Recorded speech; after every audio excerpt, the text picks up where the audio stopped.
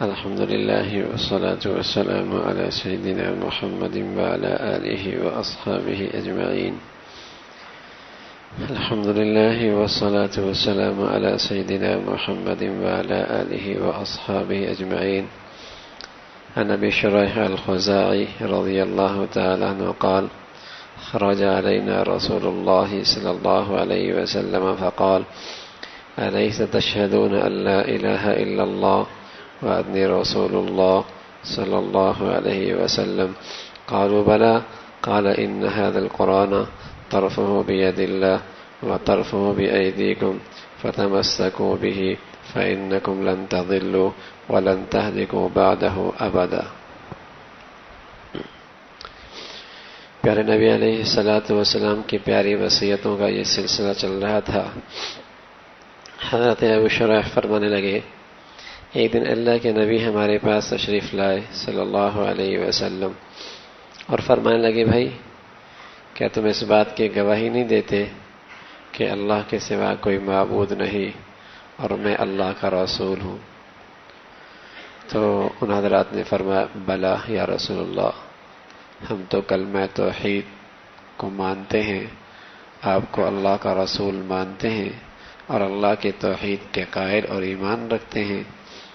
تو پھر اللہ کے نبی نے فرمایا: ان هذا القرآن طرفه بيد الله وطرفه بأيديكم فتمسكوا به فإنكم لن تضلوا ولن تهلكوا بعده ابدا. یہ قرآن ہے، اس کا ایک سرا اللہ کے پاس ہے، ایک سرا تمہارے پاس ہے. اسے مضبوطی سے پکڑو، گمراہ نہیں ہوگے. اسے مضبوطی سے پکڑو، ہلاک نہیں ہوگے. اللہ کا کلام فرمایا اس کا ایک سرا اللہ کے پاس ہے، ایک سرا تمہارے پاس ہے. جو اس سے جڑ گیا وہ محفوظ ہو گیا، جو اس سے جڑ گیا وہ محفوظ ہو گیا، گمراہی سے بچ گیا، ہلاکت سے بچ گیا.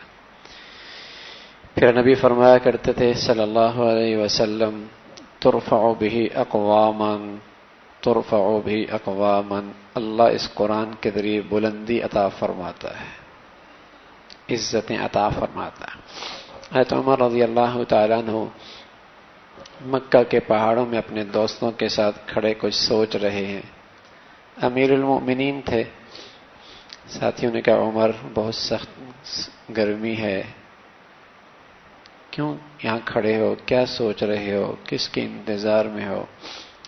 حضرت عمر فرمانے لگے رضی اللہ تعالیٰ عنہ: میں زمانہ جاہلیت میں ان پہاڑوں پہ آیا کرتا تھا اونٹ چرانے کے لیے، اور جب شام واپس جاتا میرے اونٹ خالی پیٹ ہوتے.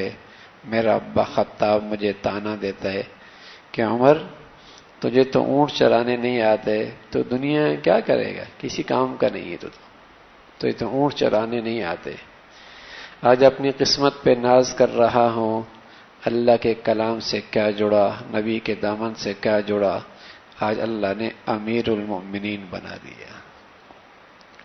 ان اللہ یرفع به اقواما، اللہ اس کے ذریعے قوموں کو عروج نصیب فرمایا کرتے ہیں. خالد بن ولید مقامی جنگوں کے اندر اس نے نام پیدا کیا تھا، لیکن جب قرآن سے اس کا تعلق بنا تو وہ کیا بنا؟ سیف اللہ بن گیا، اللہ کی تلوار بن گیا. حضرت حمزہ رضی اللہ تعالیٰ مقامی لوگوں میں کچھ مشہور تھے، لیکن جب قرآن سے تعلق بنا، سبحان اللہ، کیا بنا؟ اسد اللہ بنا، اللہ کا شیر بنا، اللہ کا شیر بنا.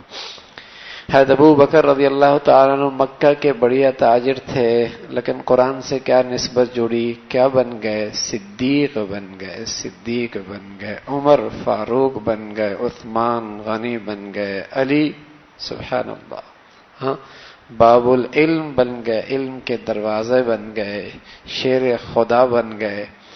ان اللہ یرفع به اقواما، یہ قرآن ایک ایسی چیز ہے، کوئی اس سے جڑ جائے سبحان اللہ، اللہ اسے عزت نصیب فرماتا ہے. میرے عزیزو، قسم کھا کے کہہ رہا ہوں، کوئی قرآن سے سچی نسبت پیدا کرے، آج بھی اللہ بغیر خاندان نسب کے عزت نصیب فرما دے گا. اور آج بھی اللہ بغیر مال کے دل کا غنی بنا دے گا، اور آج بھی اللہ سکون اور راحت کے اسباب کے بغیر بھی دل کا سکون اور راحت کی دولت نصیب فرما دے گا۔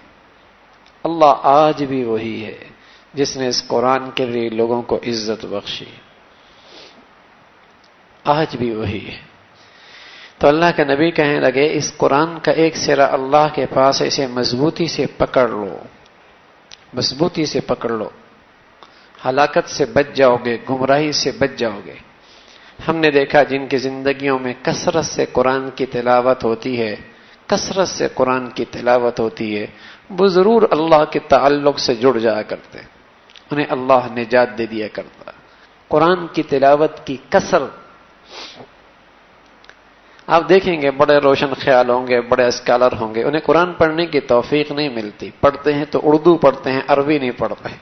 اللہ کے اندر سے نکلا ہوا ہے قرآن، اندر سے اللہ کے، اس کی تلاوت اہل اللہ کا معمول رہا ہے، اہل اللہ کا معمول رہا ہے، اللہ کا اس سے تعلق بنتا ہے۔ ایک شخص حضور کی خدمت میں آئے، کہنے لگا یا رسول اللہ میرا دل سخت ہو گیا، کوئی علاج تجویز فرمائے۔ فرمایا دو علاج ہیں، ایک تو اس قرآن کو دیکھ کے پڑھا کرو، اور دوسرا موت کو یاد کیا کرو، تمہارا دل پگھل جائے گا، تمہارے دل کا زنگ دور ہو جائے گا۔ قرآن کو عظمت کے ساتھ لینا، کوئی شخص اسے محبت سے لے، محبت سے پڑھے، محبت سے چومے، محبت سے سنے، سبحان اللہ، اسے ہر عمل پہ نیکی ملے گی۔ اللہ کا کلام،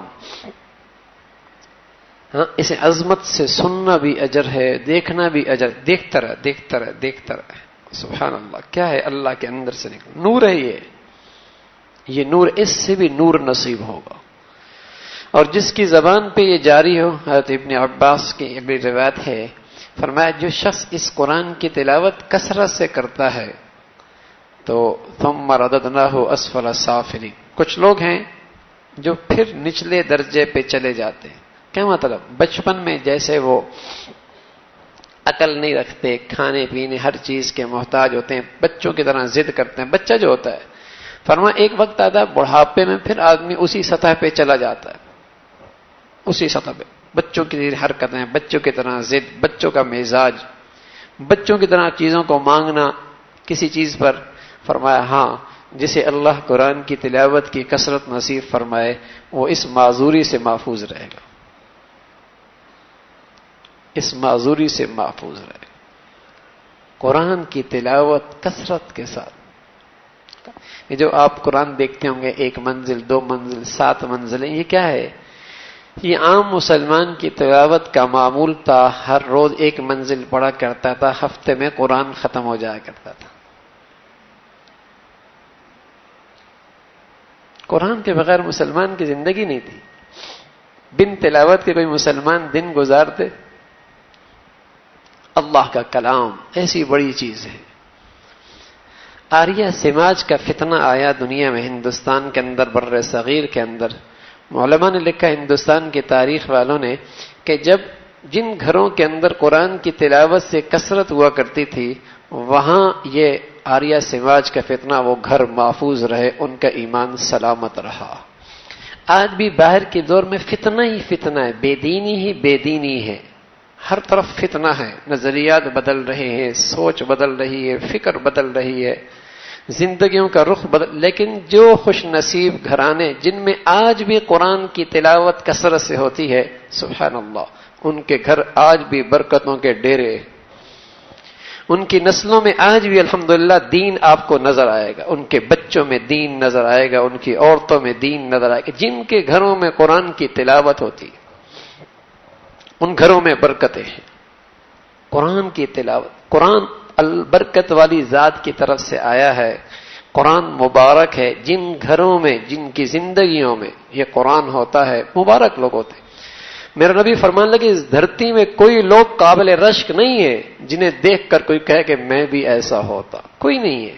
کسی کے پاس کتنی بڑی سلطنت ہو اور کتنا بڑا حکمران ہو اور کتنی بڑی وزارت ہو اور کتنی بڑی دولت کے ڈھیر ہو، سونے اور چاندی اور ہیرے اور جواہرات کا زارہ ذخیرہ ہو، کوئی قابل رشک نہیں۔ فرمایا ہاں 2 لوگ ایسے ہیں، 2 لوگ ایسے ہیں جنہیں دیکھ کر آدمی کہے کاش کہ میرا بیٹا بھی ایسا ہوتا، کاش کہ میں بھی ایسا ہوتا، کاش کہ یہ دولت مجھے بھی ملی ہوتی.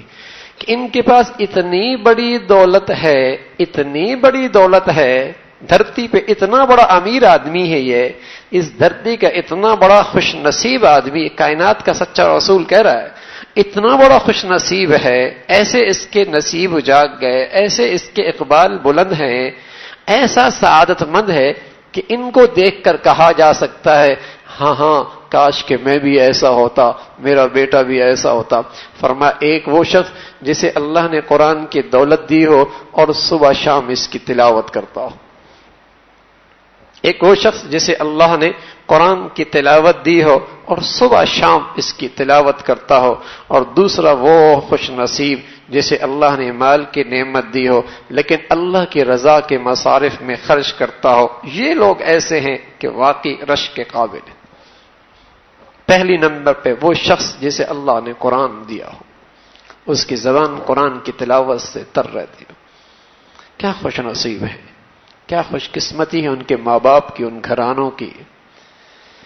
میرے عزیزو، الف لام میم، الف لام میم، ایک حرف پہ 10 نیکیاں. الف لام میم 30 نیکیاں، الف لام 30 نیکیاں. پورے قرآن میں کتنے حروف ہوں گے؟ اللہ اکبر.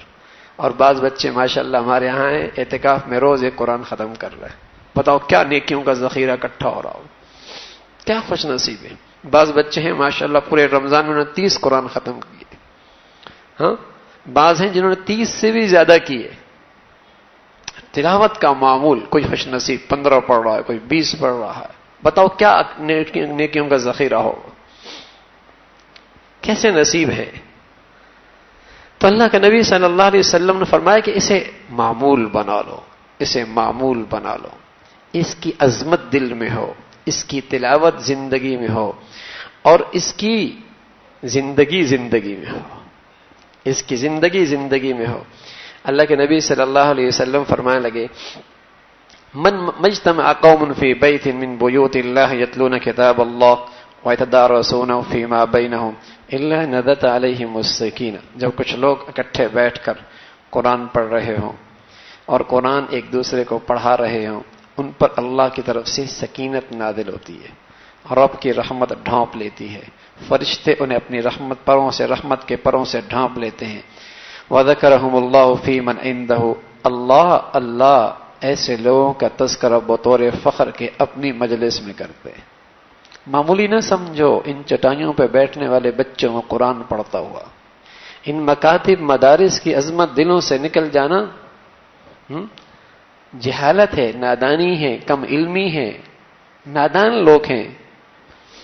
یہ اس دھرتی کے ایسے چمکتے چراغ ہیں جیسے ہمارے لیے آسمان کے ستارے چمکتے ہیں. آسمان والوں کے لیے یہ مکاتب مدارس جہاں اللہ کا کلام پڑھا جاتا ہے ایسی چمکتے ہیں. آسمان والوں کے لیے ایسے کمکمے ہیں زمین کے یہاں جہاں اللہ کا کلام یہ پڑھا جاتا ہے. آئی ہوئی بس اوقات عذاب ٹل جاتے ان معصوم بچوں کی برکت سے جب ان کی معصوم زبانوں سے اللہ کا کلام ادا ہوتا ہے. سبحان اللہ، کیا اللہ کی رحمت پڑ رہی. میرا نبی کہہ گیا نا، جہاں یہ قرآن پڑھا جا رہا، جہاں یہ پڑھایا جا رہا، کیسے رحمت کے وہ مرکز ہیں، رحمت کے مرکز ہیں، نور کے مرکز ہیں. بڑی نعمت ہے یہ. حضور علیہ الصلوۃ والسلام نے فرمایا علیک بتقوی اللہ فإن رأس الامر کلی. تیرے اوپر لازم ہے تقوی اختیار کر، اس لیے کہ یہ ہر خیر کی جڑ ہے. تقوی، اللہ کا ڈر، اسے لازم پکڑ لے، یہ ہر خیر کی جڑ ہے. قلت یا رسول اللہ زدنی، کہنے لگا یا رسول اللہ کچھ اور نصیحت فرمائیں. فرمایا علیک بتلاوت القرآن فإنه نور لک فی الارض وذخر لک فی السماء. قرآن کی تلاوت کیا کر، یہ دنیا میں تیرے نور کا باعث ہے اور آخرت میں بہت بڑا نیکیوں کا ذخیرہ ہے. یہاں تجھے راستہ نظر آئے گا، نور، تیرا دل نور سے منور سے بھر جائے گا، بدعات سے، شرک سے، گندگیوں سے محفوظ رہے گا. میرے عزیزو، ایک پاؤ تلاوت کرنا تو بہت معمولی بات ہے. کم از کم آدھا پارا تلاوت روز ہو، مزہ آئے گا. یہ قرآن ایک ایسی عجیب دولت ہے کہ یہ دوا بھی ہے، غذا بھی ہے. دوا بھی ہے، غذا بھی ہے۔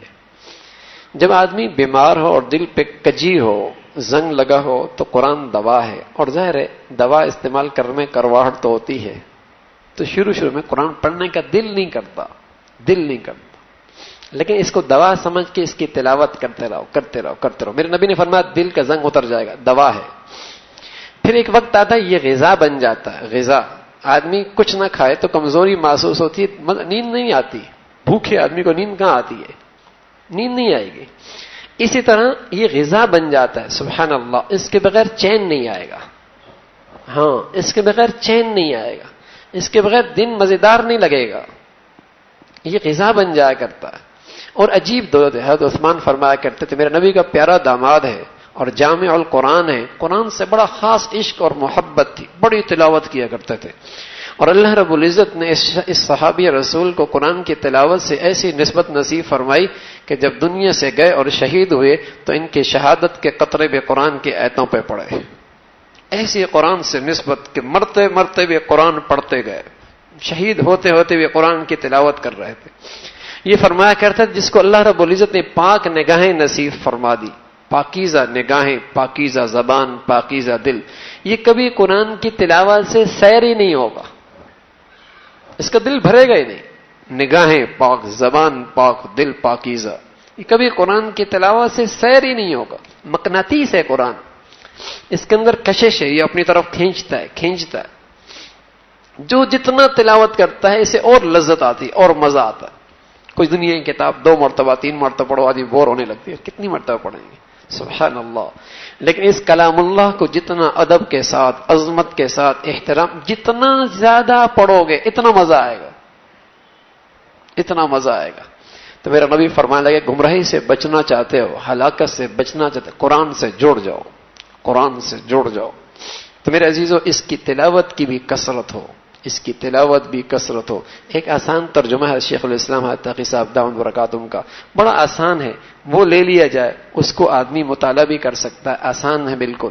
وہ کہیں سمجھ میں نہ آئے، عالم دین سے پوچھ لیا جائے، عالم ربانی سے رہنمائی لے لی جائے، اس کا ترجمہ بھی ہو، لیکن تلاوت نہ چھوڑی جائے۔ اگر آپ آدھا پارہ تلاوت کر رہے ہیں، ایک صفحہ بے شک ترجمے کے ساتھ دیکھ لیں، لیکن تلاوت میں کمی نہ آئے، اس لیے کہ یہ کلام کے الفاظ عربی زبان کے اللہ کے اندر سے نکلی ہوئی ہیں۔ میرا نبی فرما رہا ہے الف لام میم، کوئی معنی اس کا نہیں سمجھتا، اس کا کوئی معنی دنیا میں نہیں سمجھتا، کیا ترجمہ ہے الف لام میم کا؟ کوئی ترجمہ نہیں ہے، لیکن اللہ کے نبی بتا رہا ہے کہ اس پر بھی 30 نیکیاں ملیں گی۔ میرا نبی آنے والی فتنے پر تنبیہ فرما گئے، کچھ نادان لوگ، کم علم، جاہل لوگ یہ کہیں گے کہ بن سمجھے پڑھنے کا کیا فائدہ، طوطے کتنا رٹنے سے کیا فائدہ؟ ارے میرے عزیزو، یہ دنیا کی کتاب نہیں ہے، یہ اللہ کا کلام ہے، اسے بن سمجھو، سمجھ کے پڑھو، اس کا نور ہر حال میں ملے گا۔ میرا نبی الف لام میم کے بارے میں فرمایا 30 نیکیاں ملیں گی، اس کا معنی کوئی نہیں جانتا۔ حالانکہ کوئی اور آیت بھی میرا نبی مثال میں پیش کر سکتا تھا جس کا مطلب معنی سب جانتے ہوں، لیکن ایسے مثال میں ایسے الفاظ کا انتخاب فرمایا جس کا ترجمہ بھی کوئی نہیں سمجھایا۔ یہ بچے اگرچہ نہیں سمجھتے، لیکن سبحان اللہ ان کے پاس ویزے آ رہے ہیں، ویزے، اور ان کے پاس داخلہ آ رہا ہے جنت کا، وہ بھی کتنے؟ 11 ایک پر یہ خود جنت میں جائیں گے اور 10 ان لوگوں کو لے کے جائیں گے جو دنیا میں ان کے مہربان بنے، رہنما بنے، ضرورتوں کو پورا کرنے والے بنے، ان سے محبت کرنے والے بنے، ان پہ یہ نظریں اٹھائیں گے اور ان سب کو یہ جنت میں لے جائیں گے، ان سب کو یہ جنت میں لے کے جائیں گے۔ ہاں، آپ معمولی سمجھتے ہیں جو بچہ قرآن پڑھ لیتا ہے بغیر سمجھے اس نے پڑھا، لیکن اللہ نے اسے اپنا نام دے دیا، اللہ حافظ ہے، اس بچے کا نام بھی حافظ پڑ گیا، سبحان اللہ۔ وَإِنَّا لَهُ لَحَافِظٌ، اللہ خود حافظ ہے۔ ہاں، کیسے نصیب جاگ گئے اس بچے کے ماں باپ کے کہ اس بچے پہ اللہ اتنا مہربان ہوا، اپنا لقب دے دیا، اپنا نام دے دیا، یہ بچہ بھی حافظ ہے، تو بڑی دولت ہے قرآن میرے عزیزو، اس کو نہ چھوڑو اور کوشش کرو اپنی زندگی کو قرآن کے مطابق ڈھالو، آہستہ آہستہ۔ یہ ہے گمراہی سے بچنے کا راستہ، ہلاکت سے بچنے کا راستہ، بڑا سکون ملے گا۔ الا بذکر اللہ تطمئن القلوب. حضرات مفسرین نے لکھا الا بذکر اللہ ای الا بالقرآن، الا بالقرآن، قرآن کے ذریعے اللہ دلوں کو اطمینان نصیب فرماتا دیتا ہے. کوئی شخص قرآن کی تلاوت کثرت سے کرتا ہو، نہیں سنو گے وہ ڈپریشن میں چلا گیا. کوئی شخص قرآن کی تلاوت کثرت سے کرتا ہے، نہیں سنو گے وہ ٹینشن میں رہتا ہے، ہو ہی نہیں سکتا. یہ دل کو اطمینان، قوت، طاقت ہے، بھر دیتا ہے اس دل کے اندر سے. اللہ ہم سب کو بھائی قرآن سے جڑنے کی توفیق نصیب فرما دے. الحمدللہ رب العالمین والصلاة والسلام علی سیدنا محمد وعلى آله وأصحابه أجمعين. اللهم لك الحمد كله ولك الشكر كله، اللهم لك الحمد كله ولك الشكر كله، اللهم لك الحمد كله ولك الشكر كله. نستغفر الله نستغفر الله نستغفر الله. سبحان ربك رب العزة عما يصفون وسلام على المرسلين والحمد لله.